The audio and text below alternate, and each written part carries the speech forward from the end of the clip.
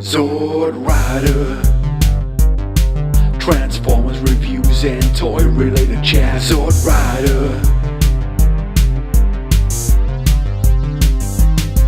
Sword Rider. Hello everyone, it's Sword Rider here, and it's time for another video.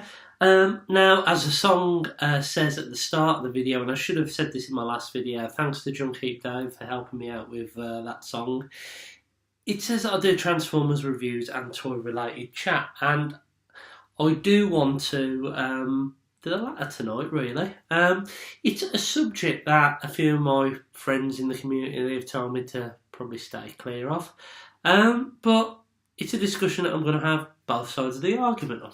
So, it's to do with patrons and asking for money on YouTube.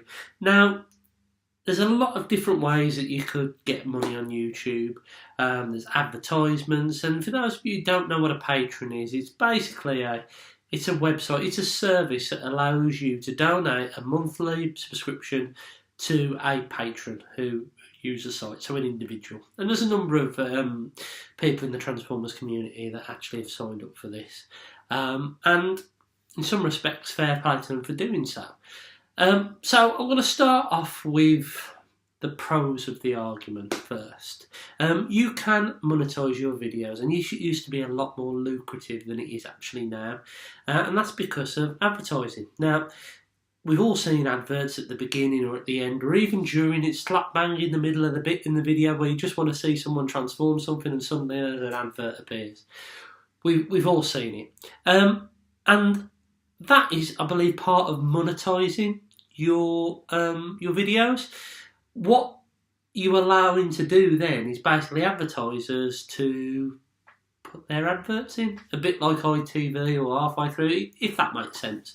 And that used to be quite a pretty lucrative business. I know YouTubers like Optibotimus, for example. He used to have a full-time career out of it, which is fair play. Okay, but we'll get onto that subject a little bit later. So, from allowing advertisements on your videos, you then get rewarded financially if people complete or see the entire advertisement.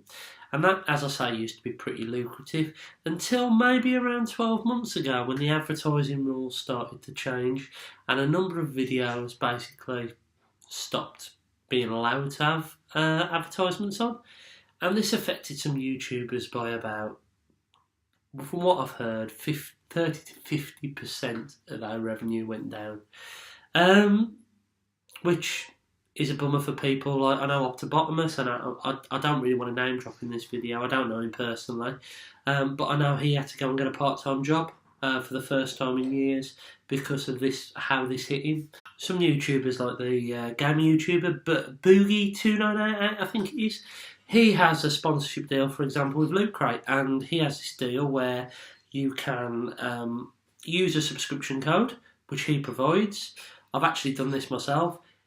You then get 10% off your first Loot Crate, he gets a little bit of money back. So there's all these ways, and being sponsorship by toy websites or game websites or give you free stuff, that actually kept YouTubers going. And getting to the point, the advertisements have dried up a little bit. People aren't getting as much money, and there's a gap. And I think I saw a note on Facebook. I'm not on Facebook, but again, I saw a friend's. And I think Ben from Ben's Collectibles described the patron as a top-up for YouTubers after being hit with this advertising. So, yeah, that's essentially the one side of the argument. This was a lucrative business. This was a way of people getting their livings. And that's now been taken away. And there's even talk now about YouTube actually banning patrons, banning that being used on the little tags at the back of the videos that some people have. So even this option might be disappearing. The other pressure on YouTubers, unlike 10 years ago, is the actual market that we're in at the moment. Now, we're probably living in the richest time to be a Transformer fan. Arguably, you could say reliving the 80s again would be amazing.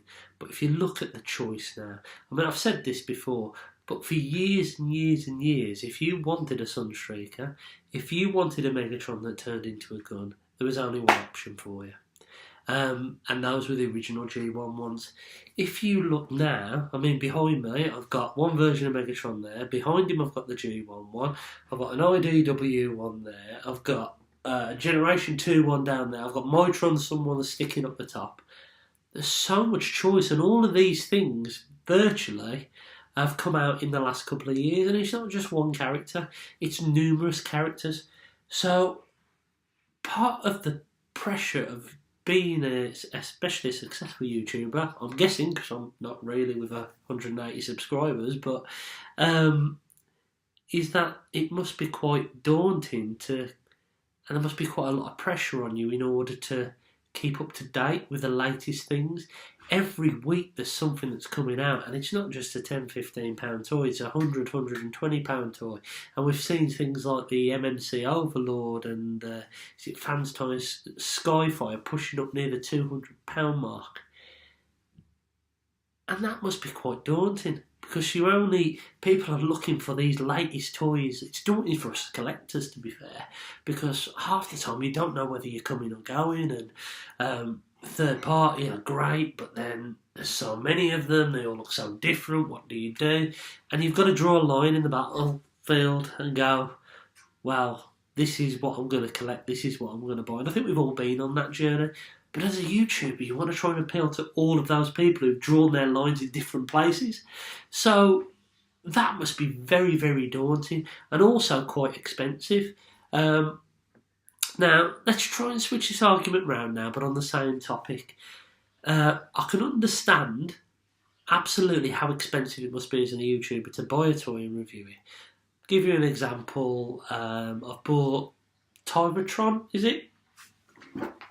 This dude is £110. Luckily enough, I managed to get him for 85, but that's still like 85 quid. Still quite a lot of money. Now, that's a lot of money to review. If you're doing, 3 or 4 of them a month, one a week, well, you're talking about 400 quid's worth of toys. Let's flip that round to the other side, but let's stay on the same topic. I can understand then YouTubers wanting to get money to fund these toys, and I completely understand that. But on the other side, there are YouTubers that get sent stuff free of charge, test shots. Fair enough, some of them have to be sent back. Fair enough, some of them are kept as part of the deal. I've even heard of YouTubers like asking extortionate amounts to review things for websites. And I mean, I understand that we all need to earn a living and we all need to get money, but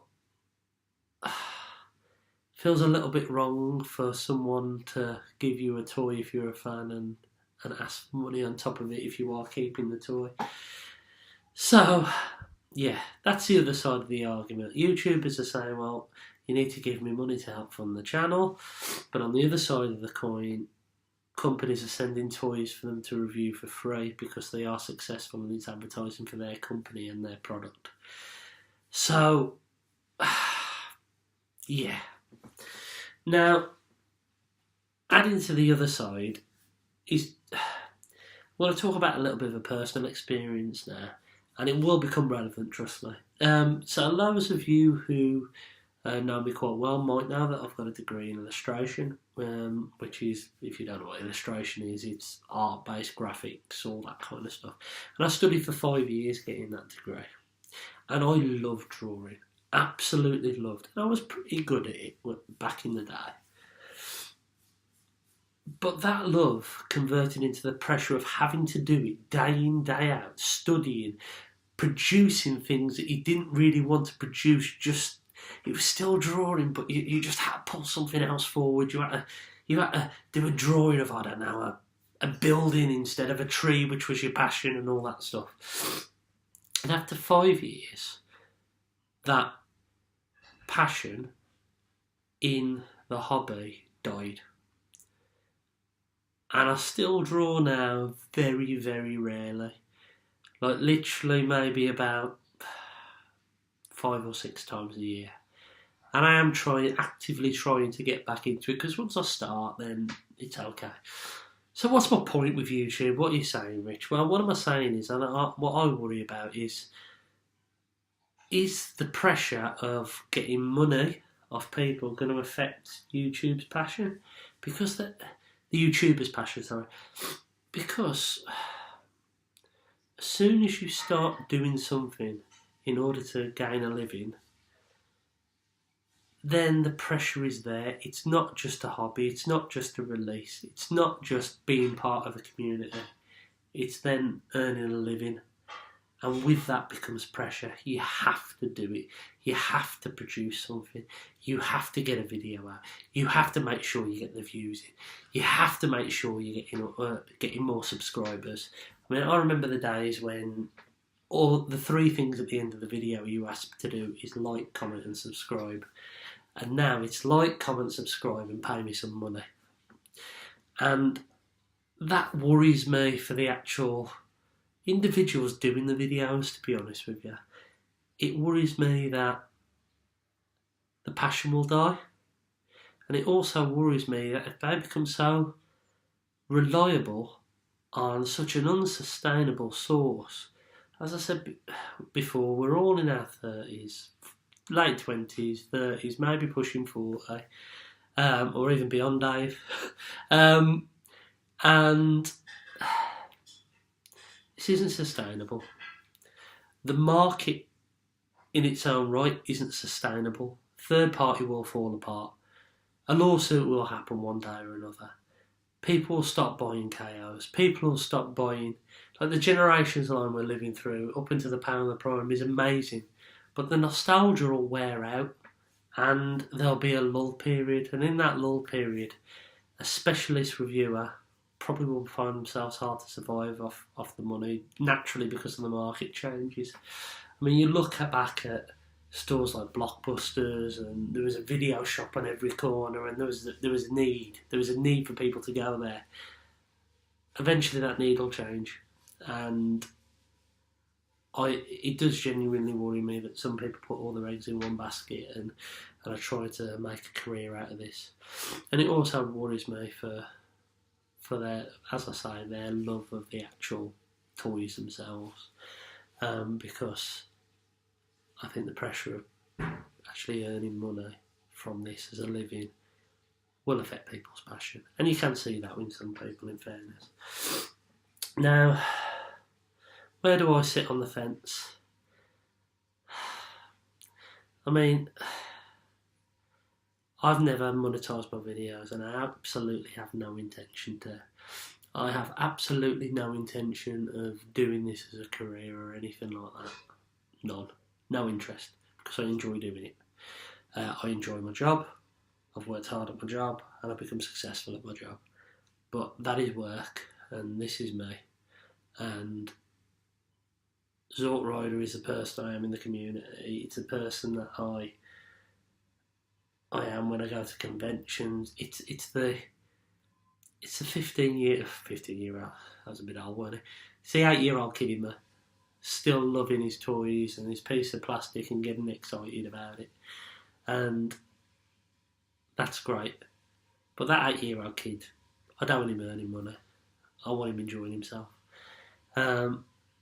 And if you want to help these guys out and fund their toys or their food on the table or whatever bills they want, then you're absolutely within your power to do so. It is your money and you can do whatever you want. I've said this before and I've said this again, and I'll probably be hated for this video, and I wanted to talk about it, and if people want to dislike it, that's fine. But I've said it before, the people who truly, truly, truly need your money, truly, aren't the people who have a video camera, aren't the people who have a computer, they aren't the people who probably haven't even got a room. They're the homeless, they're the sick, they're the needy. They are the people who need your £5 a month or your £2 a month or whatever dollars they are. They don't care about toys.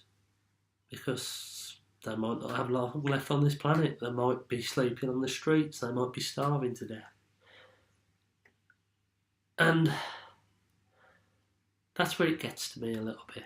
It really upsets me, especially when I see someone ill or someone homeless, and it's just disgusting, the world that we live in, that people can be treated that way and their lives have become like that. And then to see people ask for money for doing a hobby, it just doesn't sit right with me, and I can't blame you for doing it. I absolutely can't, and I'm not pointing the finger at you and saying, you know what, you're a bad person, because that's not what I'm doing. But it doesn't feel right for me. It doesn't feel right to give people money. I won't be giving people money. That's my choice. If YouTubers want to continue to do that, then that's fine. But I know there's a group of us out there who are doing this just because we want to be part of the community, and that's absolutely why I'm doing this. All of those people have a true passion and are doing this for a hobby. And that's fantastic. There is a difference between asking to buy someone a cup of coffee and giving someone a monthly subscription. We're not Netflix. We're not Sky. We're not those type of things. But if you want to help support other people's channels, then I completely understand that. So yeah, I've been Zort Rider. I'm probably going to get crucified in the comments. Remember to like, comment and subscribe, but not pay. I'll see you guys later.